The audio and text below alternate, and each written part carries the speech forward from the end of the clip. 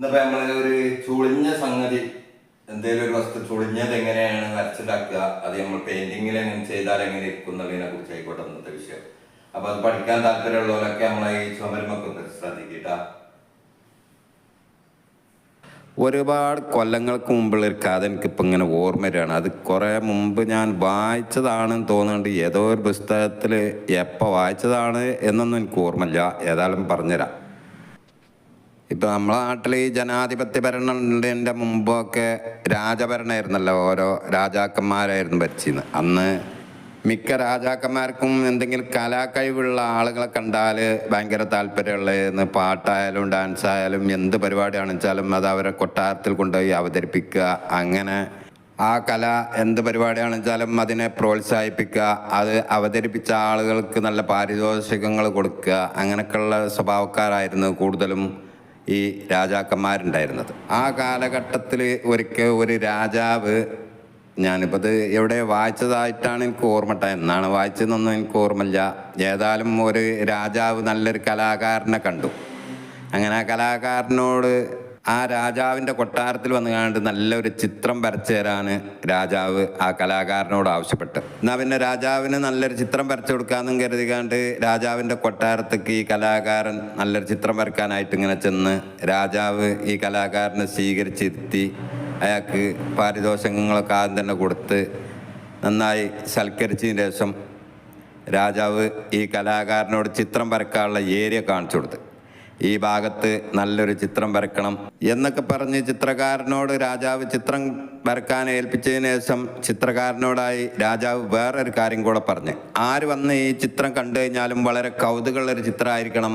ഇങ്ങനെ ഈ ചിത്രം വരക്കുന്നതിന് വേണ്ടി എന്ത് ചിലവ് വന്നാലും കുഴപ്പമില്ല, എത്ര സമയം എടുത്താലും കുഴപ്പമില്ല, പക്ഷേ ചിത്രം വരക്കലെല്ലാം പൂർത്തിയായതിനു ശേഷം മാത്രം എന്നെ വിളിച്ചാൽ മതി എന്ന് പറഞ്ഞ് ആ രാജാവ് കലാകാരൻ്റെ അടുത്ത് നിന്ന് പോയതിനു ശേഷം ആ കലാകാരൻ ചിത്രം വരക്കാൻ ആരംഭിച്ചു.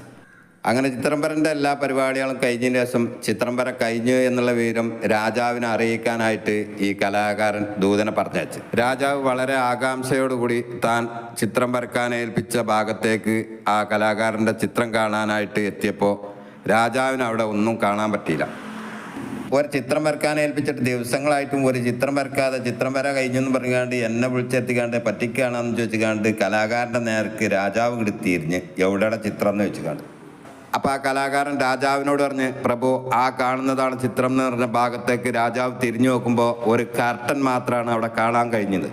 ചിത്രം വരച്ചുകാണ്ട് അതിൻ്റെ മേലെ കാർട്ടൻ കൊണ്ട് മൂടി വെച്ചാൽ എങ്ങനെയുടെ ബഹുല എനിക്ക് ആ ചിത്രം കാണാൻ പറ്റുക, ആദ്യം ആ ചിത്രത്തിൻ്റെ മേലെ നിന്ന് ആ കാർട്ടൻ മാറ്റണമെന്ന് പറഞ്ഞുകൊണ്ട് രാജാവ് പിന്നെ ആ കലാകാരൻ്റെ നേർക്കാണ് ചൂടായി.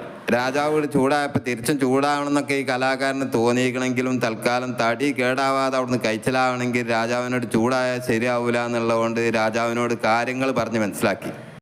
പ്രഭു, താങ്കൾ ഇപ്പോൾ കണ്ടുകൊണ്ടിരിക്കുന്ന ആ കർട്ടൻ തന്നെയാണ് ഞാൻ വരച്ച ചിത്രമെന്ന് കലാകാരൻ പറഞ്ഞപ്പോഴാണ് രാജാവിന് ഈ കലാകാരൻ്റെ കഴിവിനെ കുറിച്ച് മനസ്സിലായത്. അത്രക്കും ഒറിജിനാലിറ്റി തോന്നിപ്പിക്കുന്ന ഒരു കർട്ടനായിരുന്നു. നമ്മൾ പറയില്ല ഈ ഒറിജിനലിനെ വെല്ലുന്ന സൈസിലുള്ളത്, അങ്ങനത്തെ ഒരു കർട്ടനായിരുന്നു ആ കലാകാരൻ അവിടെ വരച്ചിട്ടുണ്ടായിരുന്നത്. അന്ന് ആ കലാകാരൻ വരച്ച കർട്ടൻ്റെമാരുള്ള കർട്ടൻ ഏതെങ്കിലും രാജാവ് നിങ്ങളോടും വരക്കണം എന്ന് പറയുകയാണെന്ന് വെച്ചാൽ ധൈര്യമായിട്ട് നിങ്ങൾക്കും വരച്ച് കൊടുക്കാനൊക്കെ പറ്റണം എന്നുണ്ടെങ്കിൽ ഇങ്ങനത്തെ ഓരോരോ ചുളിവുകളൊക്കെ എങ്ങനെയാണ് വരച്ച് പഠിക്കേണ്ടതെന്നുള്ളത് ആദ്യം ഒന്ന് കണ്ട് മനസ്സിലായിക്കോട്ടെ. ഇതിപ്പോൾ ഞാൻ കർട്ടൻ അല്ല കേട്ടോ വരച്ചിട്ടുള്ളത്. കർട്ടൻ വരച്ചിക്കാണ്ട് കുളയപ്പം ഇങ്ങനെ കാണിച്ചാണ് കാരണം എത്തിക്കാണ്ട് അങ്ങനെ ചിന്തിച്ചിക്കാണ്ടിരിക്കണ്ട.